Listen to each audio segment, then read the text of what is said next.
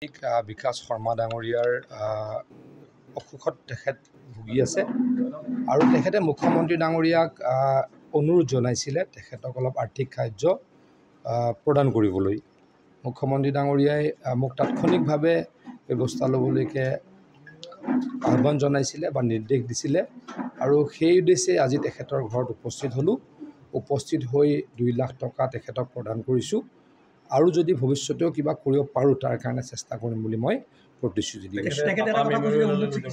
মই ডেফিনেটলি তেখেতৰ এটা টেকনিকেল ইছ্যু আছে, তেখেতে বৰ্তমান বহিব নোৱাৰে, গতিকে কেনেকৈ কৰিব পাৰি মই এটা চেষ্টা কৰিম। মই চেষ্টা কৰিম বুলি কৈ গৈছোঁ, কৰিমেই বুলি কৈ যোৱা নাই, মই চেষ্টা কৰিম বুলি কৈ গৈছোঁ।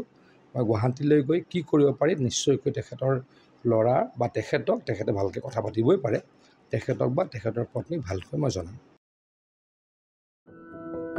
এনি ভাৰত 24ৰ প্ৰথম প্ৰয়াস জুবিন গাৰ্গৰ গীতৰ প্ৰতিযোগিতা জুবিনৰ গানে কি আনে।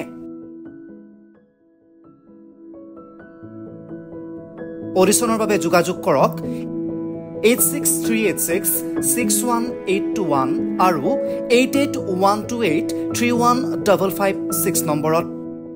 এনি ভাৰত 24 উদ্যোগত এটা নতুন সংগীতৰ প্ৰতিযোগিতা আয়োজন কৰা হৈছে, য'ত মোৰ গানৰ প্ৰতিযোগিতা হ'ব।